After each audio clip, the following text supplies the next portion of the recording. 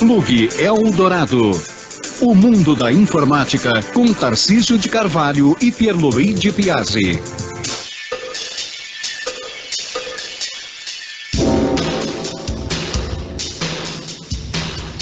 Olá a todos, está no ar mais um programa Plug Eldorado aqui pela Rede Eldorado. Eu sou o Tarcísio, do meu lado está o Pierluigi. Como é que vai, Pierluigi? Tudo bem, estamos agora no programa número 239, deixando claro que essa numeração é completamente arbitrária. O programa número 1 foi escolhido ao acaso, já estava no ar faz tempo, né? Mas resolvemos numerar para justamente entrar em sincronia com o nosso colega Moacir, o nosso amigo Moacir, que disponibiliza programas anteriores no site dele. Daqui a pouco a gente dá uma explicação a respeito disso. Agora, se você for um iniciante em informática e tiver alguma dúvida a respeito de informática, computadores, esse mundo de tecnologia, ou às vezes até a respeito de celular, né, que as pessoas apanham até no celular. Os celulares de hoje em dia já viraram computadores. Já viraram computadores. Você nos manda um e-mail no info@redeeldorado.com.br. Tomando cuidado de que no assunto, no subject, se você estiver usando um software em inglês, você coloque, além do assunto propriamente dito, coloque sempre a senha Plug Eldorado. Plug Eldorado significa que você não é spammer, portanto você não será sumariamente eliminado da caixa postal da Eldorado. É isso aí. Então, tome esse cuidado.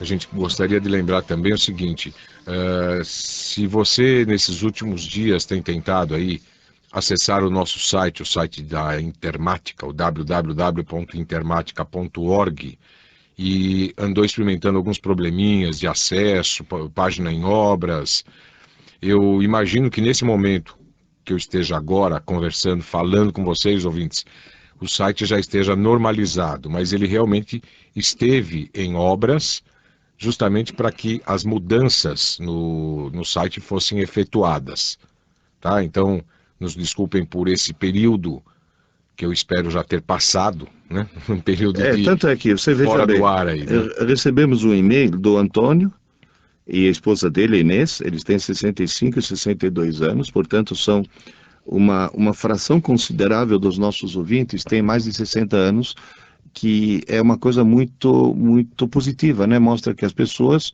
depois de se aposentarem, etc., resolveram entrar no mundo da informática sem medo, né? Quer dizer, resolveram tocar em frente. E diz, pelo amor de Deus, volte aos padrões anteriores, mas não é que eles encontraram no site em inglês, estava lá, nessa transmissão ficou em inglês, eles falaram, verdade. mas não dá mais para acessar o site do Moacir, etc. Não, calma que daqui que assim, a pouco... O site, ele, há um tempo atrás, um pouco maior, talvez seja esse período que o Antônio e a Inês estão se referindo, por algum rolo no pagamento. Não, foi um rolo técnico mesmo. Para mudar o tipo do site e torná-lo mais sofisticado, certo. o que aconteceu é que teve que retirar completamente do ar e recarregar tudo sobre o outro esquema. Entendi. Enquanto isso, fica aparecendo lá uma mensagem em inglês, uma coisa meio maluca que não tem nada a ver com o nosso site. Bom, tá? Mas aguardem mais um pouquinho, se já não normalizou, às vezes a gente está falando de uma coisa que já foi resolvida, mas de qualquer forma, aguardem mais um pouquinho que tudo vai se normalizar e vocês podem ter certeza que aí vai valer a pena, porque o novo visual e a acessibilidade do novo site da Intermática realmente vai compensar. Vai levar. Além disso, né, o Pierluigi estava comentando que a partir do nosso site existe um link para o site do Moacir. O que é o Moacir? O site do Moacir é um local que, vejo que coincidência, que está sendo mantido pelo Moacir, tá certo? Por isso é site do Moacir. E nesse local, o Moacir ele disponibiliza a gravação em Real Audio de basicamente todos os programas, não é, Pierluigi? Sim, agora eu diria todos, mas pelo menos os últimos estão lá. Então, se você quiser ouvir o programa Plug Eldorado, ou mesmo aqueles infodrops que a gente acaba veiculando aqui na Rede Eldorado ao longo da programação, eles estão todos lá no site do Moacir, e esses infodrops e essas gravações também estamos estudando uma forma de colocá-las em espelho, né, em formato de espelho ali no site da Intermática também. porque às vezes as pessoas têm algumas dificuldades devido ao número de acessos ao site do Moacir, ele acaba não comportando, né, os downloads desses programas. Então aí a gente vai dar uma rachada aí para o público também se dividir entre o site do Moacir e o site da Intermática. Agora, tem um e-mail aqui com uma notícia um pouco até irônica do Valdir Ferreira, mas que de repente me preocupa porque eu suponho que há uns tempos atrás eu devo ter dado uma informação equivocada. Então deixa eu explicar exatamente. O Valdir Ferreira, ironicamente, diz: eu achava que ninguém mais usava o Windows 3.11 para propósitos sérios. Certo. Mas descobri que no dia 1º de novembro de 2008, a Microsoft parou de emitir licenças para o dito cujo. No dia 1º de novembro Agora? de 2008. Recentemente, assim? Então veja bem. Se ela parou de emitir licenças, e ela parou de dar suporte há muito tempo atrás. De dar suporte, inclusive ela já parou de dar suporte ao Windows 95, ao Windows 98. Se não me engano, Então, o suporte existe do 2000 para frente. Aí que está, justamente a notícia equivocada que talvez eu tenha passado. Eu disse, quando eu tive a notícia de que o Windows 98 parou de receber suporte, eu achei que ele tinha virado domínio público. Tá. Mas, na realidade, não. Não. Porque, pelo que eu estou vendo aqui, quem virou de domínio público agora é o Windows 3.11, porque no momento que para de emitir licenças é que vira domínio público. Então, na realidade, o Windows 98 ainda, pelo jeito, pelo que eu entendi aqui, não é domínio público. E se algum ouvinte souber, ou alguém trabalha na Microsoft e souber informar melhor, por favor, nos diga qual é o status hoje do Windows 98. Aliás, né? por falar em emitir licenças, viu, Pierluigi? E domínio público, eu estava, por esses dias aí, mexendo naquele nosso CD de astronomia que a gente desenvolveu um tempo atrás, estava dando uma atualizada nele, e justamente para que não constasse no CD nenhum software pago, ou pelo menos indicações de software pago, nós tomamos o cuidado de colocar nesse CD apenas aplicativos freeware ou de fonte aberta, open source, né? E um deles que a gente indica lá é o BR Office, que está na sua versão 3.0 já. O BR Office, eu já tinha mexido um pouquinho nele, mas dessa vez por força de circunstâncias profissionais, vamos dizer assim, eu fui obrigado a instalar, mexer, esmiuçar, fuçar, justamente para poder montar o CD, no qual há algumas orientações de utilização do BR Office. E olha, o BR Office é um software que não deixa nada a desejar a outros concorrentes pagos e muito bem pagos da linha Office, né? Dessas linhas de escritório, que basicamente compreendem um editor de texto, um programa para desenvolvimento de planilhas eletrônicas, um gerenciador de banco de dados, programa para apresentação, para fazer apresentações, e de lambuja, o BR Office ainda coloca um belíssimo editor gráfico e outros pequenos utilitários que o acompanham. Então, realmente... E coisas interessantes do tipo... textos você pode gravá-los se quiser em PDF já diretamente, sim, coisas assim. Ele tem recursos assim surpreendentes, eu diria. E é o seguinte, se você entrar em www.broffice.org, acho que é isso, broffice.org, lá você vai encontrar um link para o download. É interessante que você tenha, obviamente, uma banda larga, né, uma conexão de alta velocidade com a internet, porque o arquivo é grande. Ele passa de 100 megabytes, o arquivo de instalação. E o grande interesse, né, disso tudo é que o BR Office ele não é só não está lá só disponível para a plataforma Windows. Ele está disponível para Windows, para Macintosh e para Linux. Então não importa a plataforma com a qual você trabalha, você pode ir lá, baixar o BR Office, instalar na sua plataforma e olha, vale a pena. Eu no caso, baixei o BR Office para Windows e ele é muito fácil de usar, ele trabalha de forma bastante integrada, inclusive com os equivalentes da Microsoft, né? Pois com é, Word, Excel, etc. Digamos, se alguém está acostumado, se alguém está já treinado em usar, por exemplo, o Office da Microsoft, usar o BR Office é uma transição muito leve, muito tranquila. A né? única coisa que eu não percebi se há ou não, pelo menos do jeito que eu instalei lá, eu não notei. Talvez fuçando na internet exista algum plugin que faça esse trabalho. O BR Office, já na sua versão 3, eu imaginava, dada a data recente de lançamento da versão 3, eu imaginava que ele fosse capaz de ler documentos do Office 2007. Porque o Office 2007, caso os ouvintes não saibam, ele grava documentos, claro, se você quiser, no formato antigo, mas por padrão ele grava documentos no formato próprio. Tá? De modo que até os próprios usuários das versões anteriores do Office podem ter dificuldades na hora de ler os documentos gerados pela versão 2007 do Microsoft Office.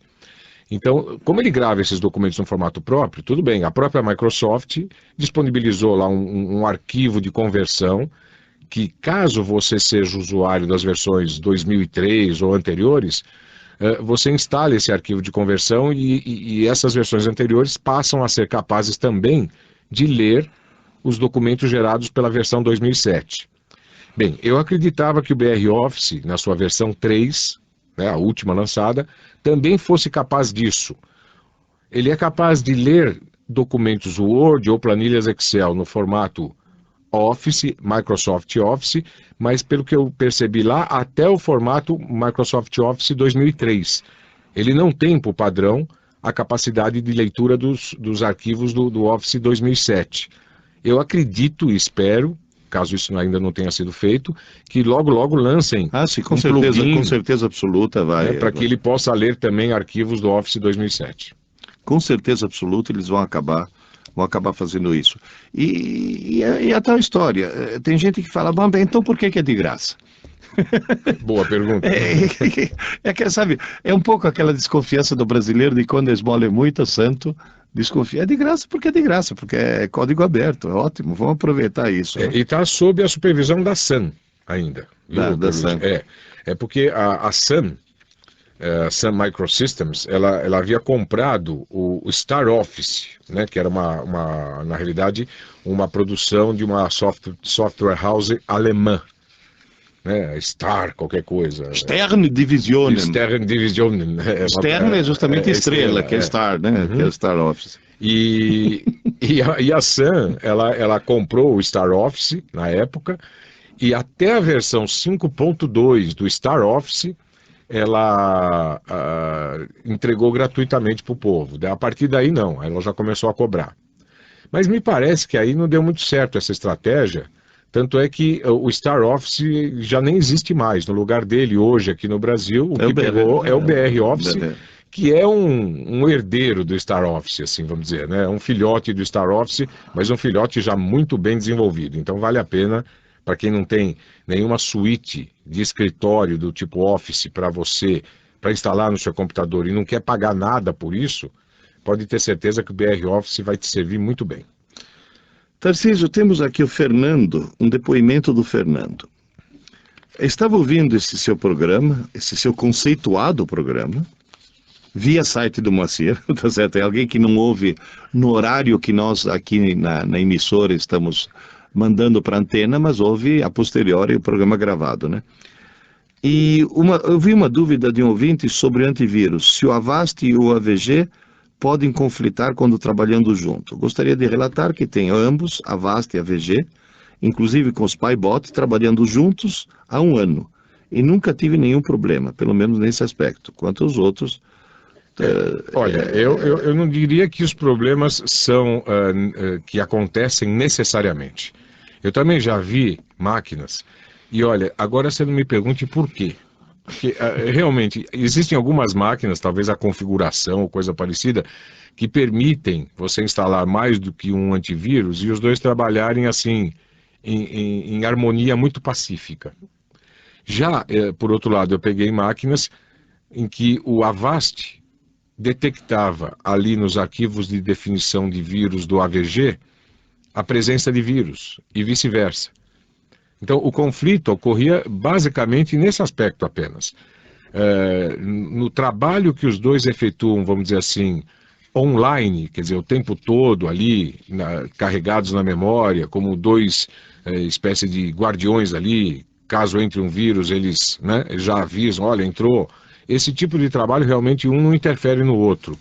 Mas se, por exemplo, eu não sei se o Fernando chegou a fazer isso, se você abrir o Avast e mandar o Avast efetuar um escaneamento completo da máquina, não sei, pode ser que ele ache ali na pasta onde está instalado o AVG algum falso positivo, né? Achar que ali tem um vírus, quando na realidade ele está lendo o arquivo de definições de vírus do AVG.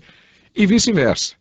Tá? Então, normalmente esse tipo de conflito acontece entre 2 ou mais antivírus instalados na mesma máquina, quando você pede para um deles escanear a máquina, né?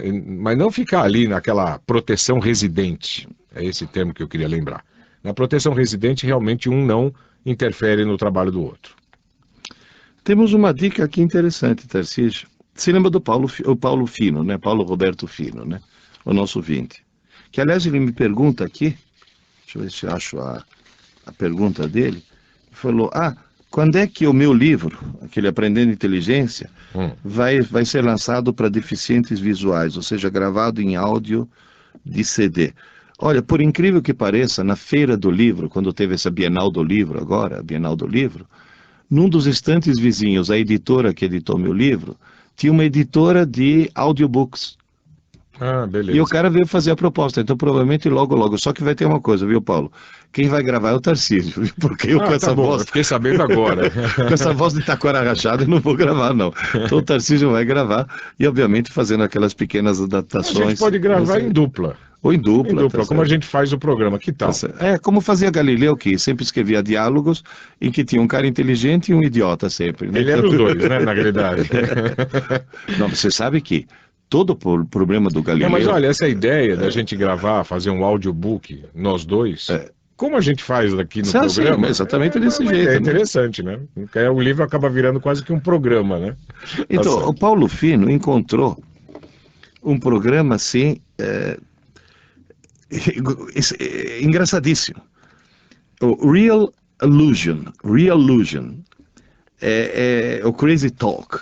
Ou seja, você pega uma foto de um amigo teu qualquer e através desse programa você consegue fazer a boca e o rosto se movimentar e mudar de expressão. Então você cria uma animação, sei. Tá certo? A partir de uma foto estática, você acaba criando uma animação que faz aquele rosto se mover. Para quem quer fazer uma brincadeira com um amigo, com um parente, é a coisa mais engraçada que existe. Né? O Real Illusion, imagino que seja mais ou menos naquela linha, claro que com muito menos sofisticação, daqueles programas que fazem a boca de um animal ou de uma criança se mexer para fingir que ela está falando. Sim, como fazer essas cantando, animações dos filmes, né? Agora, recentemente, nem sei, também não interessa, não vem ao caso, tem uma propaganda na televisão que um bebê acaba de nascer, aí ele dá aquele famoso tapinha na bundinha do nenê para ele chorar, em vez de chorar ele começa a cantar Born to be Wild, e o médico começa a dançar junto lá, né? Mas então, dando, eu vou dar a primeira parte e o Tarcísio dá a segunda. Então você entra em www, aí você escreve Realusion, só que cuidado que com 2 L's. Então você escreve real, como se fosse a nossa moeda, real, e logo em seguida você escreve Lusion, com S, Lusion.com. Então esse é o miolo do site, www.realusion.com. Isso. Barra. Aí você digita a barra e continua com a palavra Crazy Talk, ou seja... fala maluca. Fala papo maluco, né? Crazy Talk é CRAZY T de tango ALK. Crazy Talk, tá? Então www.realusion.com/Crazy Talk. E ele fez uma caricatura minha desse jeito e colocou no YouTube. Eu não vou dar endereço porque é muito complicado, mas depois a gente passa lá no site. A gente deixa um link no site Deixa um link no... Querem ver uma caricatura do Pierluigi? Daqui a pouco ele faz uma minha também. Ele pega aquelas fotos que a gente tem no site, né? E começa... E faz também a caricatura. Começa a aprontar, né? Tá certo. Aqui tenho mais... Aqui do Paulo Roberto Fino. Não, você já leu essa aqui? Bom dia, boa noite ou boa madrugada. Não, é essa daqui. Essa daí mesmo. Mas o... Tá certo. Ele quer saber também do CD, que vai ser o primeiro a adquirir. Tem uma aqui interessante, que eu estou tentando achar o nome. Interessante, na realidade, ela é enorme, né? É aquela história, acho que é alusiva ao fato da gente ter mencionado a cartilha Caminho Suave no último programa. Então, quem escreveu, deixa eu ver aqui se eu não me perdi, é o Felício Bonano Filho. Acho que foi ele mesmo, se não houve nenhuma... Bom, enfim, ele começa o e-mail dele de uma forma bastante bem-humorada. Ele diz: quase caí da cadeira quando ouvi o meu nome no seu programa. Ele está quase caindo de novo, né? Porque acabamos de mencioná-lo novamente. Não imaginei que a minha postura iria receber tão honrosa menção. A postura... Que eu agradeci no programa em função da dica que ele deu. Agora, ele diz o seguinte... agora ele tem uma dúvida, né? Não, ele tem uma dificuldade, ele tem uma regra, que quando você conversa com alguém por telefone, principalmente se o teu nome for complicado, e eu, chamando Pierluigi, sou uma vítima de um nome complicado, a gente tem que soletrar. Então ele diz, quais são as técnicas que ele usa? A minha primeira tentativa, diz ele, é da forma internacional. Ou seja, o famoso Alfa, Bravo, Charlie, Delta, Echo, Fox, aquilo que piloto usa, que agência de turismo usa, que policial usa, e que, na minha opinião, todo mundo deveria usar. Eu não entendo alguém que faz telemarketing que não use... porque afinal é um código internacional, né? Então, já que é internacional, vamos padronizar, todo mundo usa o mesmo. A segunda, diz ele, é a da cartilha Caminho Suave. Cartilha Caminho Suave. Ele diz que tem algumas que não... abelha, B de barriga do bebê, C de cachorro, e aí vai até o Z de zabumba, que foi exatamente... eu quando fui soletrar, acho que algum URL, eu mencionei em Z de zabumba em vez de Z de zebra, né? Que seria do Código Internacional Fonético. Mas aí o Pierluigi até comentou, mas zabumba? Falei, pois eu fiz o Caminho Suave, tinha zabumba lá no Caminho Suave. Agora, o desafio que ele nos lança aqui é se a gente lembra dos desenhos representando as letras, né, nessa cartilha Caminho Suave. Realmente, cada uma delas era feita de uma forma a lembrar uma letra. O G de gato, né, o G era o corpo do gato, a parte de baixo do G era o rabo, sei lá, o I de igreja, né? Era I de igreja, viu, gente? Não era conforme uma outra apresentadora mencionou certa vez aí. Coitada, essa nunca vai ser perdoada por isso. Bom, o I era associado à torre da igreja, né? Ele estava letra I, mas enfim. Então, eu lembro de algumas dessas. Agora, ele está com umas dúvidas aqui. Então, espera, agora eu queria fazer um comentário educacional, rápido. Se o Tarcísio, que para quem não o conhece é cinquentão, lembra nitidamente dos desenhos da cartilha Suave, isso significa o quê? É uma coisa, há tanto tempo, está gravada no cérebro dele para sempre, isso significa o quê? Que foi um processo educacional que funcionou. Não há dúvida. Porque quando alguém aprende alguma coisa, aprende para sempre, e não para o dia seguinte. Então, consequentemente, eu acho que deveríamos aqui na escola brasileira parar de procurar, por modismo, novas maneiras de ensinar e resgatar as velhas maneiras de aprender. Porque eu não troco uma doutora livre docente em pedagogia de hoje com uma antiga professora primária formada nos cursos normais de 50 anos atrás. Sem dúvida.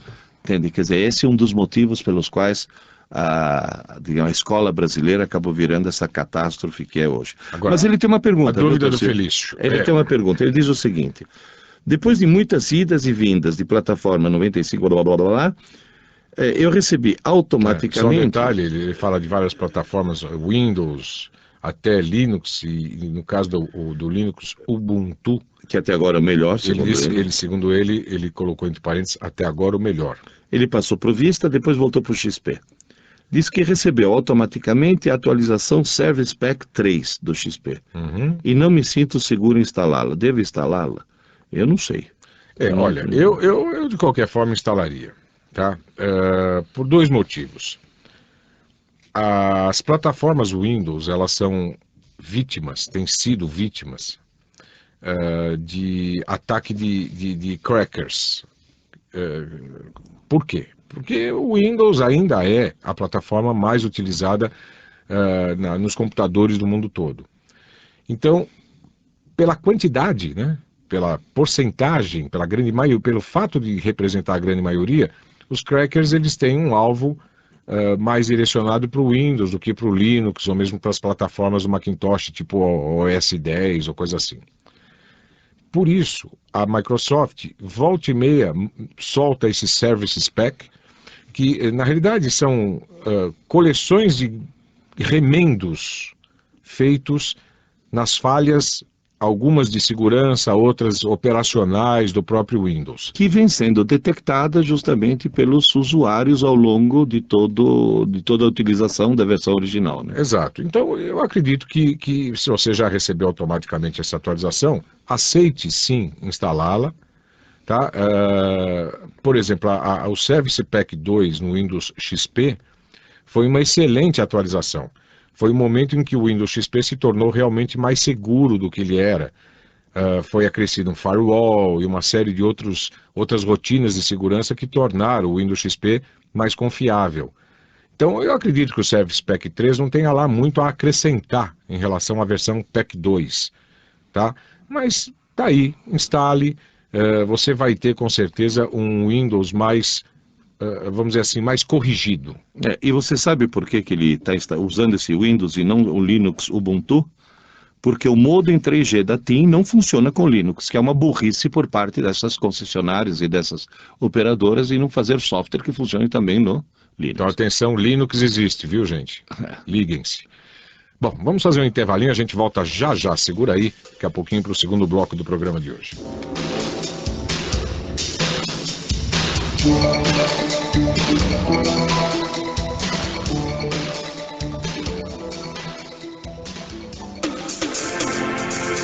Você ouve Plug Eldorado, com Tarcísio de Carvalho e Pierluigi Piazzi. Agora na Eldorado, Infodrops com Tarcísio de Carvalho e Pierluigi Piazzi.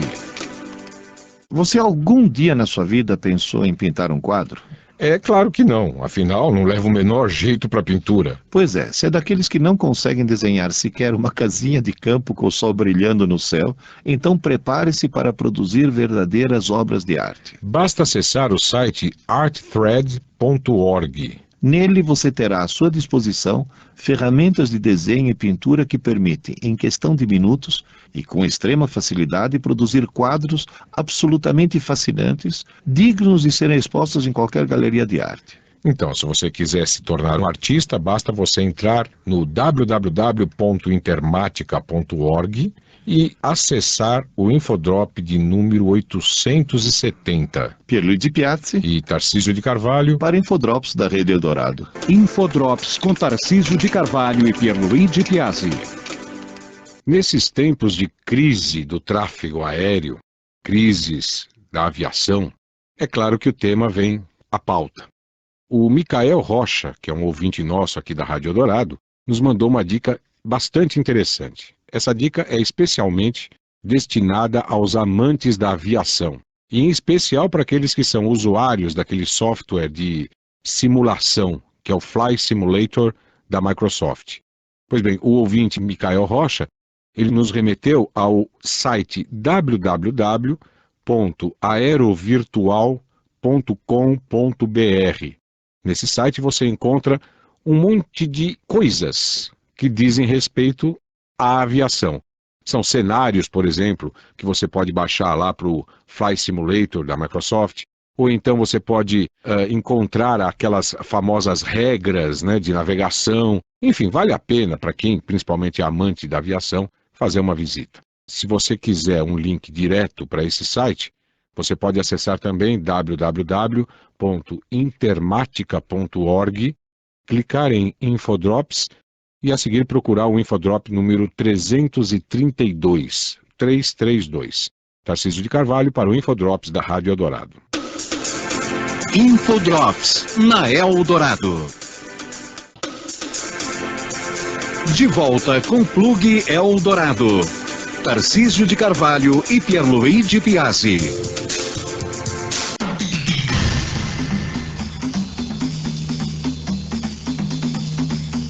Estamos de volta agora com o segundo bloco do programa Plug Eldorado de hoje, o de número 239. E lembrando mais uma vez, você está com uma dúvida no seu computador, ou então descobriu aí navegando pela internet um site interessante, ou ainda ouviu uma dúvida que foi colocada aqui no ar, mas não foi respondida, né, por um dos nossos ouvintes e nós não respondemos, e você sabe qual é a solução para essa dúvida, ou pelo menos tem um palpite, pois é, dicas e dúvidas você pode mandar para o info@redeeldorado.com.br, tomando cuidado de no campo assunto do seu e-mail colocar o nome do programa, ou seja, Rede Eldorado, ou melhor, Plug Eldorado. Rede Eldorado é a nossa rede, né? O nome do programa é Plug Eldorado, então você coloca como uma espécie de senha para que a gente não confunda o seu e-mail com um daqueles das centenas de spams que a gente recebe diariamente. Agora, por falar em rede, você se lembra que num programa passado, há uns 15 dias atrás, eu falei que Jacareí, que eu conhecia, era a terra dos biscoitos, né? Aí o Paulo Sérgio Carneiro, de Jacareí, que agora nos ouve em Jacareí, o Tarcísio já vai explicar por quê, diz: não somos mais conhecidos como a terra dos biscoitos. Hoje, infelizmente, a fábrica foi transformada em uma padaria, mas que ainda faz biscoito. Então, fundamental. Jacareí hoje é conhecida... visto muito pão, né? Porque foi transformada numa padaria, né? Diz que Jacareí hoje é conhecida como a capital da cerveja, devido à instalação de várias fábricas do produto, e conta ainda com muitas indústrias que produzem principalmente papel, produtos químicos, vidro, fiação, borracha, tecido, uau. E diz que um dia, se eu for fazer uma palestra em Jacareí, ele terá o máximo prazer em me conhecer. Com certeza absoluta, Paulo, eu vou fazer questão. Agora, por que o Paulo está conseguindo nos ouvir em Jacareí? Porque a Rede E ele Eldorado... não citou o site do Moacir, que é aquele onde tem os programas gravados. Exato, quer dizer, a Rede Eldorado está em franca expansão aí. A Rede Eldorado ela começou se associando à Rádio Clube de Curitiba, depois à Rádio Guarujá de Florianópolis, e agora já estão entrando novas rádios aí, uma na região de Cajuru, centro-norte paulista, e outra justamente que é a Rádio Eldorado de São José dos Campos, lá, que atinge, inclusive, operando na frequência de 1.290 kHz, lá na região. E essa rádio, né, tem cobertura, essa afiliada aí tem cobertura para cidades de Caçapava, Jacareí, Santa Isabel, Igaratá, Guaratinguetá, Roseira, Aparecida, Tremembé, Guararema, Santa Branca e Campos do Jordão. Então todas essas cidades agora estão habilitadas aí a ouvir a Rádio Eldorado, a Rede Eldorado, né? Guará também? Guaratinguetá também? Guaratinguetá também. Guaratinguetá. Então deixa eu mandar um abraço para o Marcelo. Tá bom? Guaratinguetá. Então vocês fiquem ligados aí na programação da Rede Eldorado. Agora, nós terminamos o bloco anterior, eu terminei xingando os provedores de celular. Não é provedor, como é que chama concessionário de celular? Operadores. Operadores. Uhum. Os operadores de celular e coisas parecidas. Esse pessoal, por exemplo, que faz modem para o dispositivo para pegar TV digital, coisa desse tipo, eles fazem para o Windows e ninguém se preocupa em fazer para o Linux. O Felício estava dizendo justamente que ele adora o Linux Ubuntu, e só que ele é obrigado a manter na máquina dele o Windows XP para poder usar o modem 3G da TIM. Mas senão ele não usaria, se funcionasse o modem 3G. Nessa área de conectividade, me parece, né, que as empresas que trabalham nessa área não estão dando a devida atenção à plataforma Linux.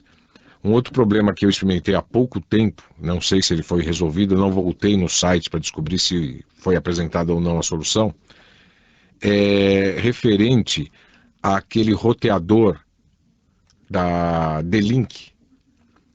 Ele tem uma espécie de manteninha que se vende à parte, que permite, numa conexão USB, você conectar a um computador qualquer e ela consegue captar o sinal de um roteador D-Link sem fio. Pois bem, acontece que essa anteninha, para ser reconhecida devidamente, tem um software para você instalar no computador que vai, no qual você vai espetar, né, essa anteninha na conexão USB. E esse software ele só tem versão para o Windows, ou pelo menos só tinha até o momento que a última vez que eu andei fuçando. Eu tentei fazer a instalação desse dispositivo de recepção de sinal sem fio da D-Link num computador que tinha o Linux, uma versão lá, não lembro qual, mas uma versão dessas, uma distribuição qualquer dessas de Linux, e não houve meio de fazê-lo funcionar. Então o pessoal precisa começar a prestar atenção, né? Aliás, o Henrique Zanata pergunta aqui: professores, eu quero saber o que os senhores acham da plataforma Linux? O Carlos Henrique Zanata pergunta. Eu acho que, sinceramente, eu acho que é o futuro. Só falta uma coisa para o Linux que eu acho que as outras plataformas têm. Por ser justamente um software livre, um software e nas várias distribuições praticamente gratuito, porque mesmo quando ele é disponibilizado através de uma remuneração, ela é irrisória quando comparada ao que custa o sistema operacional Na realidade, a remuneração ela está muito mais associada não à distribuição em si, à licença de uso, porque a licença de uso é gratuita, mas ela está associada ao suporte que compreende, inclusive, muitas vezes, um vasto material impresso, livros, apostilas, enfim, que te auxiliam no trabalho de entender como funciona e até como configurar o Linux. Eu acho que o que falta um pouco é todo o pessoal que trabalha com Linux se juntar um pouco e se preocupar com uma parte com a qual nenhum deles nunca se preocupou, chamada marketing. Se o Linux começar a fazer marketing, realmente vai ser a grande solução, né? Estou aqui com uma dúvida do Marcos Fernandes de Carvalho. Olá, estranhamente outro dia notei que a lixeira continha em seu ícone, né, no atalho, aqueles papeizinhos denotando que tinha documentos. Porém, ao clicar sobre ela, nada constava na lixeira, não continha nada. O que ocorre? Bom, provavelmente, vejam, a lixeira, ela não tem, né, aquela lixeirinha que tem na área de trabalho do Windows, ela não tem um único ícone associado a ela. Na realidade, ela tem dois ícones associados, o ícone da lixeira vazia e o ícone da lixeira cheia. Tá? E quando... Eu nunca na minha vida eu notei isso. São dois ícones. Mim, isso é uma surpresa assim, absoluta. Eu nunca reparei nesse tipo de coisa. Pois é. Acho que o cara tem que ser meio monk para fazer. Sabe aquele que tem aquele investigador privado para notar uma coisa desse tipo? Então, mas é isso. Quando a lixeira está vazia, ela se mostra com o ícone, quer dizer, que não tem nenhum documento lá, ela se mostra com o ícone de uma lixeirinha vazia mesmo. E a outra se mostra, quando já tem um único arquivo, pelo menos, já se mostra com papeizinhos, como se tivesse coisas dentro do lixo. Então deixa eu dar um palpite. Deve ter, naquela região misteriosa do Windows, chamada área de registros, deve ter uma flag qualquer, deve ter um bit qualquer, que é 1 ou 0, dependendo se está cheio ou tá... Provavelmente eles trabalham assim, mas no caso da lixeira, é mais fácil de você acertar isso. Se você, no ícone da lixeira, clicar o botão direito do mouse e acionar o item Propriedades, vai aparecer uma janelinha na qual tem um botão ícone. Clique em ícone, lá você não só pode mudar o ícone da lixeira, como lá você define qual é o ícone que você quer para a lixeira vazia, qual é o ícone que você quer para a lixeira cheia. Tá? O que eu acredito que deva ter acontecido aqui no caso do computador do Marcos Fernandes, é que, por algum motivo, o ícone da lixeira cheia foi trocado pelo da lixeira, foi trocado pelo da lixeira vazia ou vice-versa, tá? Então é só uma questão, viu, Marcos, você clicar no botão direito do mouse sobre a lixeira, propriedades, depois clique no botão ícone, e aí lá você vai ter a oportunidade de fazer a associação devida, né, do ícone da lixeira vazia e do ícone da lixeira cheia. Agora, o próprio Marcos tem mais uma dúvida, viu, Tarcísio? Ele diz, outro dia, ao mexer com o Word, ao fechá-lo, não obtive êxito. Que é uma coisa que às vezes acontece. É problema normalmente de memória RAM pequena, viu, quando acontece isso. Normalmente. O Word, e aí apareceu a seguinte mensagem. O Word encontrou um problema. e precisa ser fechado. Deseja enviar relatório à Microsoft? O que ocorre? Ocorreu que houve um problema. Durante agora, um problema que eles chamam de erro de runtime. Erro enquanto ele estava sendo executado. Né? E o que aconteceu foi isso. Ele se bagunçou lá na memória, e quando ele não sabe mais o que fazer, não é só o Word, qualquer aplicativo, né? Na hora que ele se bagunça na memória e se perde, não sabe mais o que fazer, aí normalmente o próprio Windows ele lança uma mensagem dizendo que o aplicativo em questão, no caso o Word, encontrou o problema e precisa ser fechado. Deseja enviar relatório à Microsoft? Normalmente não precisa enviar coisa nenhuma, porque esse relatório nunca chega lá também. Não, eu desconfio que esses relatórios, quando chegam, é que são justamente os que permitem dimensionar o Service Pack seguinte, né? Com certeza, com Tá certeza. certo. Se é que chegam, né? Ajudam, né, pelo menos. Então, veja, o que aconteceu foi que ele encontrou um problema. Esse problema provavelmente está associado a uma sobrecarga de memória RAM. Então, houve uma bagunça ali de alocação de dados na memória. Outras vezes, também associado à memória, está associado ao documento que você abriu. Por algum estranhíssimo motivo, existem alguns documentos no Word, às vezes documentos enormes que a gente produz, ou documentos que por algum estranho motivo têm algum código que fazem o Word se comportar de forma estranha e acabam fazendo o Word encerrar de maneira inesperada com uma mensagem dessa natureza. Tá? Então, o que ocorre, não esquenta muito a cabeça, Marcos. Isso ocorre com todo mundo, você não é o único. Tá? Agora, se insistentemente esse problema tornar a ocorrer, preste atenção. Primeiro, se ele ocorre sempre com um determinado conjunto de documentos que você tentou abrir que está provocando esse tipo de erro. Aí o problema deve estar associado aos documentos. Agora, se acontece indiferentemente e insistentemente com quaisquer documentos, aí é um problema do Word mesmo, talvez uma reinstalação dele resolva.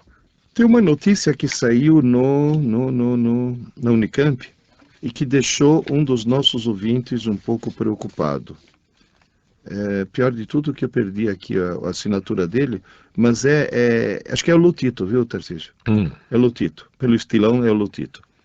Nossa, o Lutito já nos escreveu tanta coisa. Pelo estilo a gente já reconhece, não precisa nem assinar mais. Tem a grife, né? A marca da pata. Ele, na realidade, a notícia que saiu é o seguinte, que agora o cooler, quer dizer, o que fica esfriando o microprocessador, eles estão achando que existe um material muito eficiente em termos de troca de calor, que é o tal do metal líquido. Aí ele mostra a seguinte preocupação, fala, se for mercúrio, pelo amor de Deus, aí depois na hora de descartar, quer dizer, o problema do lixo informático vai ficar mais grave. Veja bem, Lotito, eu acho que não é bem isso. Esse termo, esse adjetivo líquido, ele está sendo usado de uma forma, digamos assim, não muito adequada. O problema é o seguinte, quando você pega um material qualquer e olha microscopicamente sua estrutura, microscopicamente, mas assim, átomo por átomo, se os átomos estiverem arranjados numa rede geométrica muito bem definida, ou seja, formando o chamado cristal, é isso que caracteriza o estado sólido. Agora, se de repente os átomos estiverem arranjados de uma forma caótica, isso caracteriza o estado líquido. Mesmo que a temperatura ambiente ele não seja mole. Então, por exemplo, dentro desse critério, o vidro, esse vidro de janela, é um líquido. É um líquido super viscoso, que para escoar demora séculos, mas é um líquido porque se você olhar microscopicamente, você vê que os átomos estão arranjados de forma... O vidro é basicamente areia na forma líquida, porém com forma própria, né? Forma definida e transparente.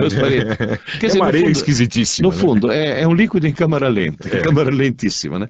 Agora, na realidade, se usa muito essa palavra líquido, e existe nos relógios, nos displays, nas coisas, uma palavra que parece um paradoxo, que LCD, líquido. Cristal líquido. Então, na realidade, o que é esse cristal líquido? É uma coisa muito simples. Em estado normal, ele é líquido. Ou seja, o arranjo dos átomos é caótico. Porém, se você estabelecer uma diferença de potencial, uma pequena voltagem numa certa região, como as moléculas vão se orientar todas no mesmo sentido devido a esse campo elétrico, elas assumem uma forma geométrica muito bem definida, vira cristal. Então vira cristal. É o display de relógio, o LCD, LCDs de modo geral. O famoso LCD. Então eu não me preocuparia muito, viu, Lutito? esse líquido daqui não é o assustador do mercúrio ou coisa. Não, até desse porque, tipo. se for mercúrio, você imagina como vão ficar pesados os computadores, tá certo? Se eles forem resfriados a mercúrio. Não, com certeza não é, viu, O Rodrigo? mercúrio é muito denso.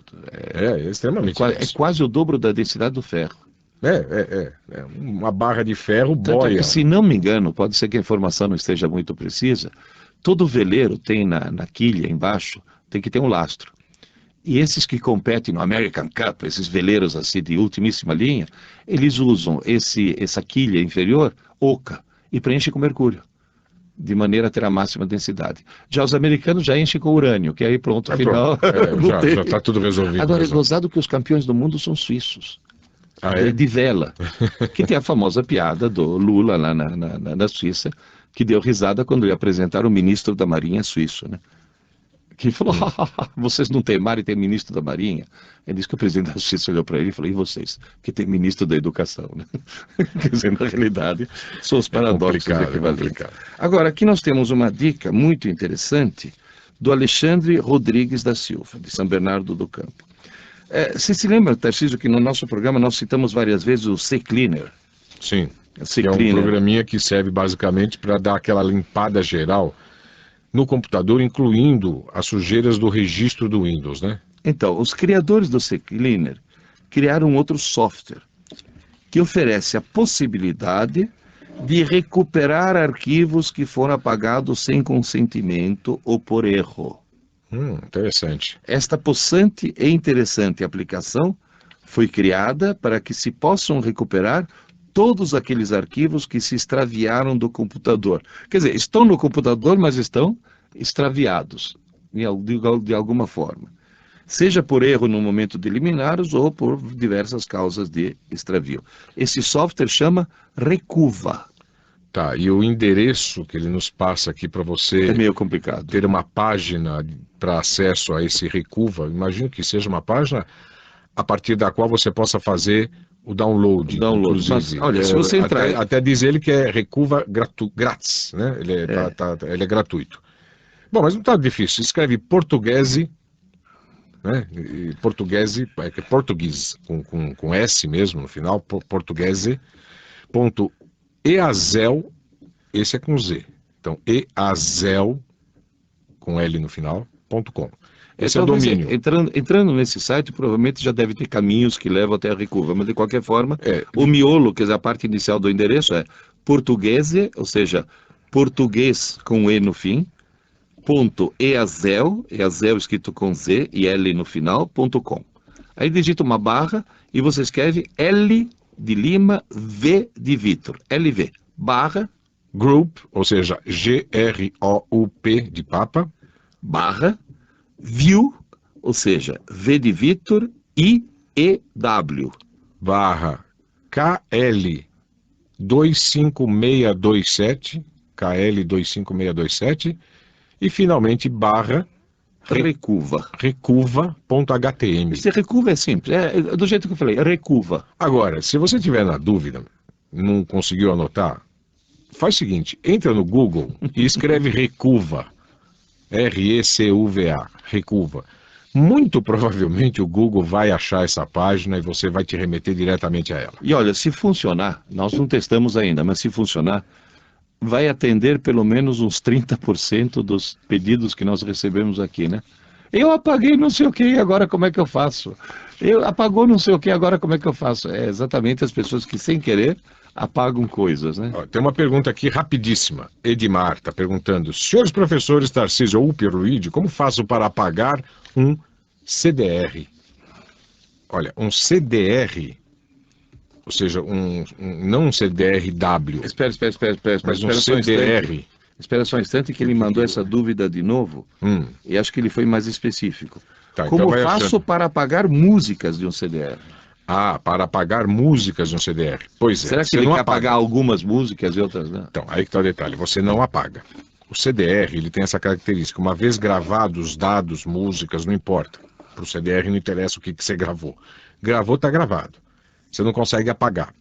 O que é possível fazer, né, e dá a falsa sensação de apagar, é o seguinte: Quando você vai gerar um arquivo, gravar arquivos, um CDR, podem ser de música ou não, os programas que permitem gerenciar essa gravação, do tipo Nero, muitos deles, o Nero inclusive faz isso, permitem fazer gravações por sessão.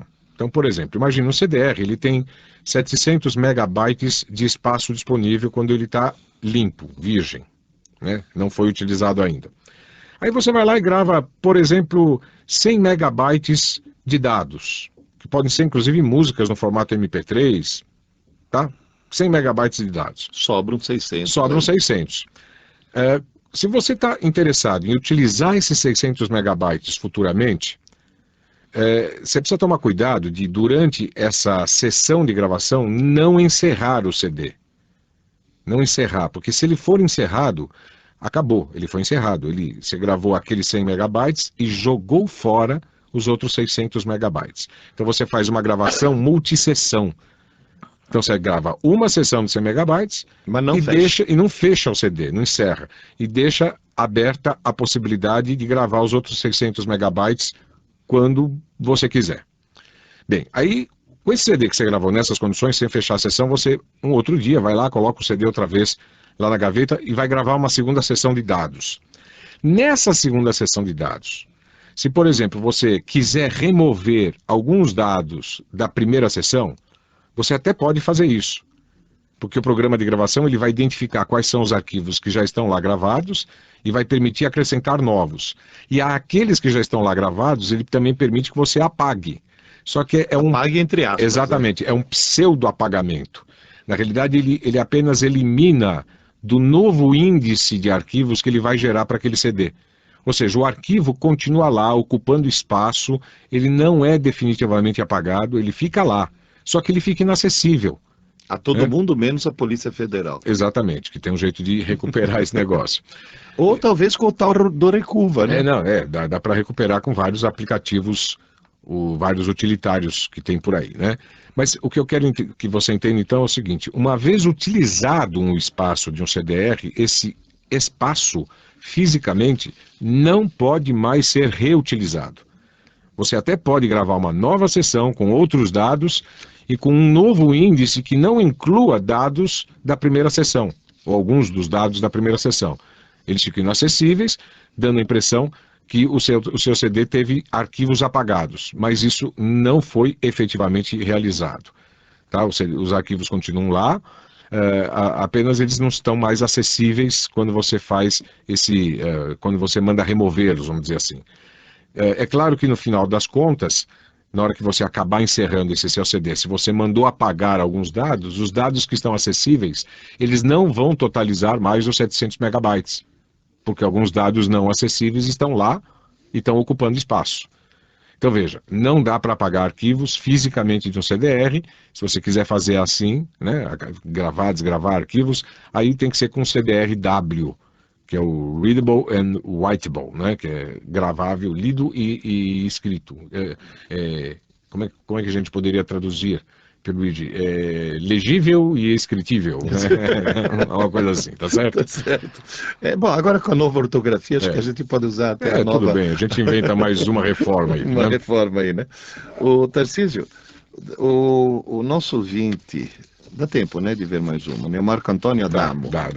Marco Antônio Adamo, ele tem 3 dúvidas, vamos pelo menos responder uma delas, né? Ele diz, eu tenho um mouse óptico antigo, que aliás, acho que todo mundo hoje em dia usa mais mouse óptico, né? Aqueles de bolinha, né? Já foram, né? Que funcionava perfeitamente no computador antigo. 3 anos de uso, tranquilo. Comprei um computador novo e o mouse antigo não funciona corretamente nele. A setinha não obedece.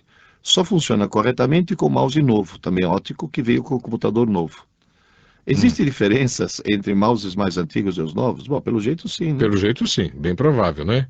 Agora, por que se ele já veio, se o computador novo veio com mouse novo e também óptico, por que ele quer usar o mouse antigo? É uma questão assim de apreço, de afinidade, de apego. Na realidade, o que eu desconfio é que haja uma pequena diferença no driver que provável. Não seja uma diferença física, mas uma diferença... Existem alguns mouses que você pluga espeta ali ligado ou desligado no computador, e o computador, dependendo da plataforma, Windows, né, no caso Windows Vista, normalmente já localiza e faz ele funcionar. O Windows XP também. Agora, O Linux também, viu? Porque eu uso o Linux e coloquei um mouse novo óptico, funcionou na hora, assim, sem problema. Então deve ser um mouse bem antigo, mas 3 anos de uso, né? Quer dizer, deve ter seus primeiros mouses ópticos que não tinham ainda essa tecnologia plug and play totalmente apurada, vamos dizer assim. Dá tempo de mais uma, que ele fala também num arquivo no formato MP4, que o Windows Media Player não consegue reproduzir. Então, ele consegue puxar da internet e fazer download de filme no formato RMVB e no formato AVI sem problema nenhum. Quando ele puxa um filme no formato MP4 e faz o download, vem 2 arquivos. Um é o arquivo MP4. O outro é um segundo arquivo no formato STR, pequeno, poucos kbytes. Que, ao investigar que propriedades tem, lá com propriedades, diz abrir com DLL comum do shell do Windows. E ele diz que quando ele pega o MP4 e manda reproduzir no Windows Media Player, não consegue. E o Real Player reproduz assim, com defeito, sabe? Quadro por quadro, né? É estranho. Talvez seja a codificação desses arquivos MP4 que você está pegando aí. Talvez que não seja esse STR seja justamente um software, um pequeno software, que permite com que esse MP4 seja lido por um player especial. Olha, eu só sei que é uma Babel. É uma Babel, ou seja, no campo que diz respeito a formatos diferentes de vídeo e formatos diferentes de áudio, esse mundo da informática é uma verdadeira Babel. Cada um fala uma língua, e o pior, tem AVIs, não tem um único tipo de AVI, sabia? Tem N tipos de AVI, com N tipos de codificação diferentes. Às vezes você pega um AVI e você acha que vai funcionar bem, não funciona porque a pessoa que codificou de uma forma diferente. Enfim, é uma verdadeira Babel. A gente, e eu sugiro isso, sugeriu um infodrop algum tempo atrás, de um site recente que permite fazer uma conversão online. Tente converter esse MP4 para um outro formato, usando esse site. Quem sabe aí nesse outro formato você consiga assisti-lo tranquilamente, tá bom? Bem, com isso a gente encerra mais esse programa Plug Eldorado de hoje. Agradecemos a todos vocês que ficaram plugados nessa última 1 hora. Obrigado a todos e até logo. Até logo, Pierluigi. Até logo, Tarcísio. Até logo, Alexandre. E até a semana que vem. Plug Eldorado. Os desafios da informática com Tarcísio de Carvalho e Pierluigi Piazzi.